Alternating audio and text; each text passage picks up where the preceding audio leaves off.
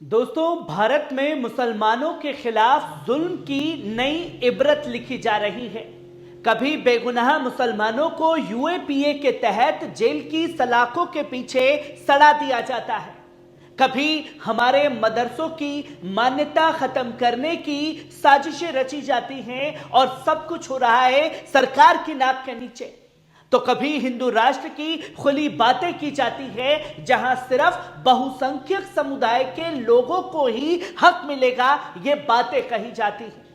आज मैं आपके सामने कुछ ऐसी ही बड़ी खबरें रखने जा रहा हूं जो इस मुल्क में हो रहे अन्याय और बीजेपी सरकारों की मुसलमानों के खिलाफ खुली दुश्मनी का इजहार भी करती है।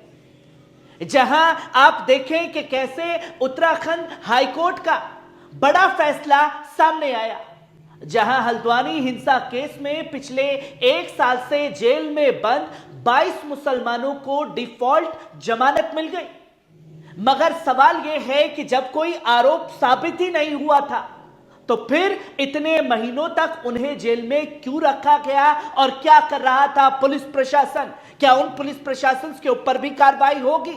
वहीं दूसरी तरफ उत्तर प्रदेश के बाराबंकी के 38 मदरसों की मान्यता रद्द करने की साजिश रची जा रही है।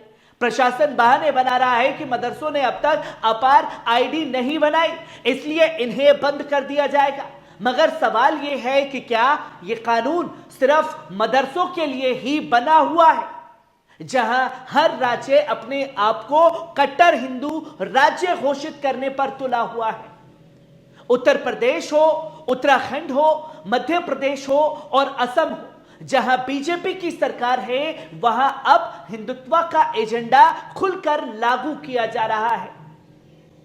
अब देखिए कि साफ तौर पर तमाम तस्वीरें लोगों के सामने आ रही हैं, जहां साफ तौर पर यह दिखाने की कोशिश की जा रही है कि साहब मुसलमानों के साथ इसी तरीके से जुल्म ज्यादती की जाती रहेगी।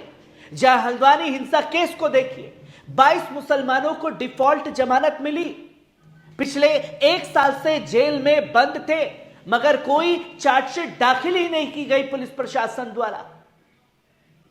हर बार मांगी जाती रही रिमांड।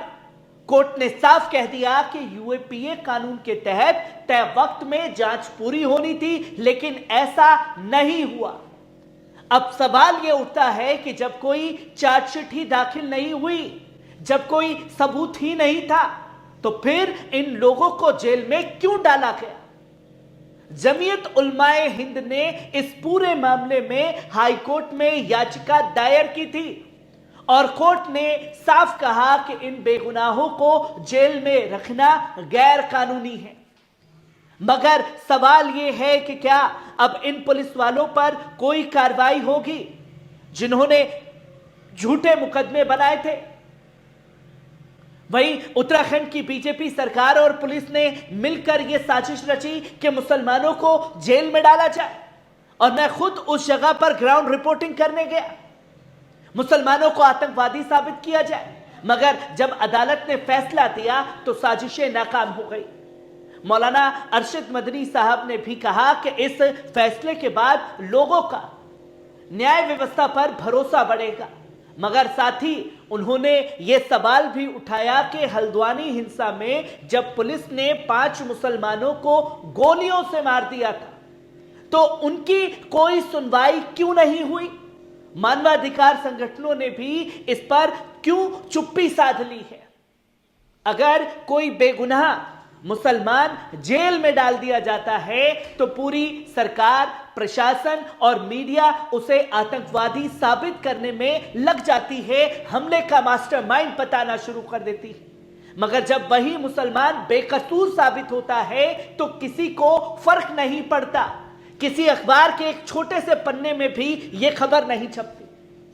अब बात करते हैं यूपी की, जहां मुसलमानों के हर हक को खत्म करने की पूरी प्लानिंग चल रही है। दोस्तों, बाराबंकी में 38 मदरसों को बंद करने की धमकी दी गई है। कहा गया है कि इन मदरसों ने अपार आईडी नहीं बनाई, इसलिए इनकी मान्यता पूरी तरीके से खत्म होगी। मगर क्या यह कानून सिर्फ मदरसों पर ही लागू होता है? क्या सभी स्कूलों और खास तौर पर गुरुकुलों पर अपार आईडी बनाई है। यह एक और साजिश है ताकि मदरसों को बदनाम किया जा सके, उन्हें फंडिंग से वंचित किया जाए और धीरे धीरे पूरे देश में मुसलमानों की शिक्षा को खत्म कर दिया जाए। यूपी सरकार का असली एजेंडा यही है कि मुसलमान अनपढ़ रहे, पिछड़ा रहे, ताकि आने वाले समय में वे खुद के हक के लिए खड़ा ना हो, इनसे आंख में आंख डाल करके सवाल ना करें। अब सवाल यह है कि क्या अब यह मुल्क सिर्फ हिंदू राष्ट्र के एजेंडे पर चलेगा? उत्तर प्रदेश में योगी सरकार ने मस्जिदों और मदरसों को टारगेट किया है। उत्तराखंड में धामी सरकार ने हल्द्वानी हिंसा के नाम पर मुसलमानों को जेल में डाला। तो कभी मध्य प्रदेश में मोहन सिंह ने लव जिहाद के नाम पर मुसलमानों की गिरफ्तारी शुरू की। तो कभी भारतीय जनता पार्टी के असम राज्य में हेमंत बिस्वा शर्मा ने मुसलमानों को घुसपैठिया बताया कि इन मदरसों से आतंकी निकलते हैं, इसलिए यह कार्रवाई की जा रही है। यानी अब बीजेपी सरकारें खुलकर यह दिखा रही हैं कि इस मुल्क में मुसलमानों के लिए कोई जगह नहीं बची। आज हर बीजेपी शासित राज्य हिंदू राष्ट्र का खुला ऐलान कर रहा है और इस होड़ में हर कोई पोस्टर बॉय बनना चाहता है।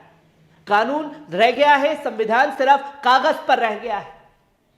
कोई संविधान के दायरे में रहते हुए काम नहीं किए जा रहे। अब सवाल यही है कि क्या हल्द्वानी हिंसा केस में झूठे मुकदमे दर्ज करने वाले पुलिस वालों पर कार्रवाई होगी? और दूसरा सवाल, क्या 38 मदरसों की मान्यता रद्द करने की साजिश को रोका जाएगा? क्या भारतीय जनता पार्टी सरकार खुलेआम मुस्लिम विरोधी एजेंडा चलाती रहेगी? मगर दोस्तों, सच यही है कि इस सरकार से इंसाफ की उम्मीद करना बेमानी लगता है। अगर आज मुसलमानों के मदरसों को बंद किया जा सकता है और अगर बेगुनाह मुसलमानों को यूएपीए में जेल में डाला जा सकता है, अगर उन्हें आतंकवादी साबित करने की कोशिश की जा सकती है, तो कल और भी बड़े जुल्म होंगे मुसलमानों के ऊपर। दोस्तों, यह मुल्क हमारा भी उतना ही है जितना किसी और का। अगर आज हमें बेगुनाह होते हुए भी जेल में डाला जा रहा है, अगर हमारे मदरसे को बंद किया जा रहा है, अगर हमारे मजहब को टारगेट किया जा रहा है, तो इसके लिए कानूनी तरीके से अपनी आवाज को बुलंद करना होगा। अगर आप भी इस नाइंसाफी के खिलाफ खड़े हैं, अगर आप भी इंसाफ के लिए आवाज उठाना चाहते हैं, तो इस वीडियो को ज्यादा से ज्यादा शेयर करें, चैनल को सब्सक्राइब करें और जाते जाते चैनल के बेल आइकॉन को दबाना ना भूलें ताकि हर एक वीडियो की नोटिफिकेशन आप लोगों के साथ साझा की जा सके। शुक्रिया।